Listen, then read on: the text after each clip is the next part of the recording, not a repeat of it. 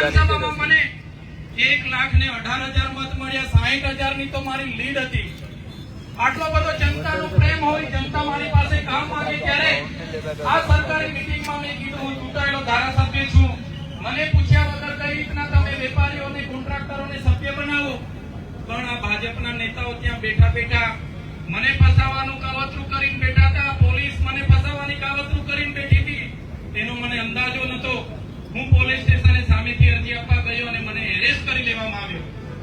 એક વિપક્ષના ધારાસભ્ય તરીકે સંવિધાને અમને સત્તા અને પાવર આપ્યા છે, છતાં આ લોકોએ મને 2 વાગે એરેસ્ટ કરી લીધો અને એફઆઈઆર રાતે એમણે 307 જેવી ગંભીર કલમો લગાડીને અહીંના આઈપીએસ અધિકારીના ઈશારે મને જેલ હવાલે કરવામાં આવ્યો. વડોદરા સેન્ટ્રલ જેલમાં 80 દિવસ જેટલો સમય મેં કાઢ્યો. ત્યારે મને એટલું જ દુઃખ થયું કે મારો ડેડિયાપાડા, સાગબારા અને નર્મદા જિલ્લાના જે લોકો છે એ મારો પરિવાર છે. એ પરિવારના દુઃખના પ્રસંગોમાં હું હાજર નહીં રહી શક્યો. એ પરિવારના મેં સુખના પ્રસંગોમાં હાજર નહીં રહી શકું, એનું મને દુઃખ છે.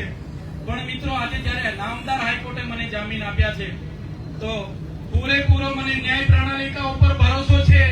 ભલે આજે મારા પર શરતો લાગુ પડી છે, પણ આવનારા દિવસોમાં નામદાર હાઈકોર્ટ હોય, નામદાર સુપ્રીમ કોર્ટ હોય, મારી સાથે ન્યાય કરશે. સાથીઓ, આ ભાજપના કેટલાક નેતાઓ, પોલીસના કેટલાક આઈપીએસ અધિકારીઓ વિપક્ષના અમારા જેવા ધારાસભ્યને દબાવવા માટે કોશિશ કરી રહ્યા છે, અમારો અવાજ દબાવવા માટે કોશિશ કરી રહ્યા છે. પણ આ ચૈતર વસાવા એકલા નથી. આ ચૈતર વસાવાનો એકલો અવાજ નથી. આ બંધારણે આપેલો અવાજ છે, સંવિધાને આપેલો અવાજ છે, અમારી જનતાનો અવાજ છે. તમારાથી ક્યારે દબાવવાનો નથી. પૂરી તાકાતથી અવાજ આવનારા દિવસોમાં મારી સાથે જે બન્યું છે સાથીઓ, જેલમાં બેસીને બસ મેં એક ચિંતા કરતો હતો, મારું મનોબળ નહીં તૂટી જવું જોઈએ. એ લોકો એમ કઈ પ્રકારે હેરાન કરીને પોતાના તરફ લઈ જવાની વાત કરે, હું ક્યારે મારા જનતાનો વિશ્વાસ અને ભરોસો નહીં તૂટવા દે.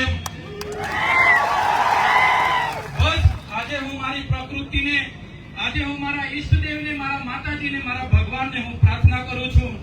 જે ગુજરાતના યુવાનોએ, જે ગુજરાતની મહિલાઓએ, ગુજરાતના વિદ્યાર્થીઓએ, ગુજરાતના કર્મચારીઓએ મારા પર વિશ્વાસ અને ભરોસો મૂક્યો છે, હે પ્રકૃતિ, હે ભગવાન, હે માતાજી, મને એટલી શક્તિ આપજો કે એ લોકોના ન્યાય હું કરી શકું.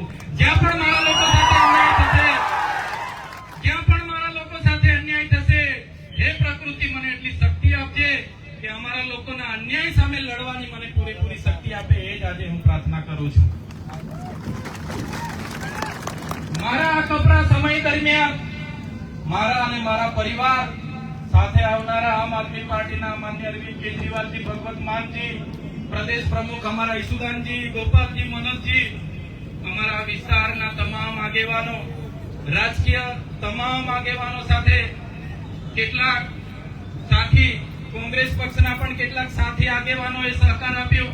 સામાજિક ધર્મગુરુઓએ, કેટલાક મોભી મંડળોએ, બધાએ મારા પ્રત્યે જે પ્રેમ દાખવ્યો છે, લાગણી દાખવી છે.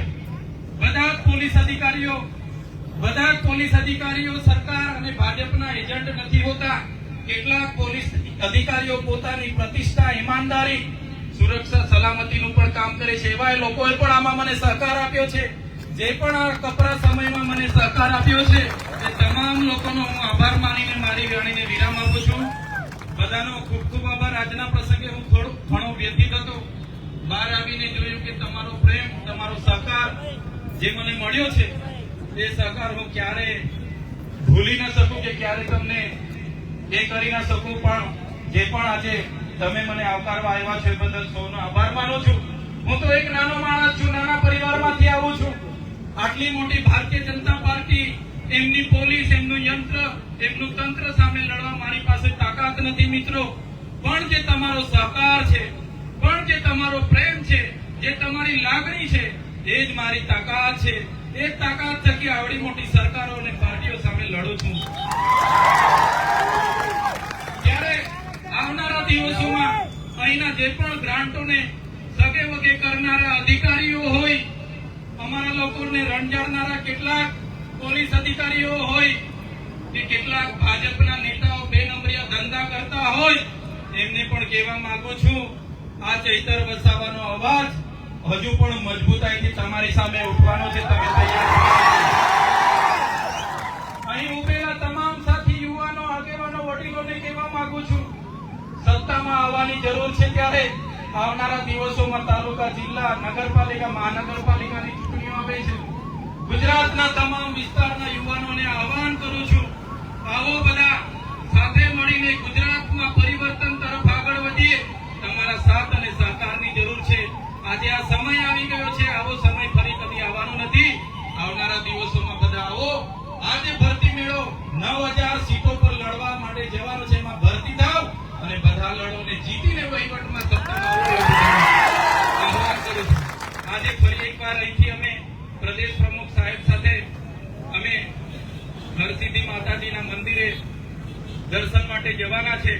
ત્યારે બધા જ આગેવાનો, માતા બહેનો જે પણ અહીંયા આવ્યા છે, પોતપોતાના ઘરે શાંતિથી પહોંચી જજો. તમે ઘરે પહોંચો ત્યાં સુધી અમને બધાને ચિંતા થશે. આટલું કહીને અહીંયા વધારે સમય નહીં રોકાતા. જાહેર માર્ગ હોય, ટ્રાફિકની સમસ્યા અડચણરૂપ ના બને એ પ્રકારે બધા અહીંથી પોતપોતાના ઘરે પહોંચી જજો. આ જ વિનંતી સાથે ફરી એકવાર મારા અને મારા પરિવારને સાથ સહકાર આપનાર તમામ નામી અનામી સાથી, રાજકીય, સામાજિક, ધાર્મિક તમામ લોકોનો આભાર માનીને વિનમું છું. અને આજે મને જામીન આપ્યા છે એ બદલ ન્યાય પ્રણાલિકા ઉપર મને પૂરો ભરોસો છે કે આવનારા દિવસોમાં પણ મારી સાથે ન્યાય થશે. સત્યને ગમે તેટલું પરેશાન કરવામાં આવશે, પણ સત્ય પરાજિત નથી, પણ સત્યનો જ વિજય થવાનો છે. ધન્યવાદ. તો મિત્રો, એક છેલ્લો આશ્વાસન આપીને વાત પૂરી કરીશું. ચેતરભાઈ તમારા અને મારા માટે જેલમાં જાય છે. બની શકે કાલે આનાથી મુશ્કેલીઓ આવશે.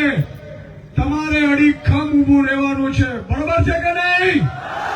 અને હું ખાતરી આપું છું, જે ભાજપના નેતાઓ કે જે અધિકારીઓએ ચેતરભાઈને જેલમાં નાખ્યા છે, એમને એમના પરિવારથી અલગ રાખ્યા છે. અંબાજીથી લઈને ઉમરગામ સુધીના આદિવાસી સમાજના અવાજને દબાવ્યો છે. 2027માં સરકાર બનતાની સાથે વ્યાજ સાથે વસૂલાત કરીશું.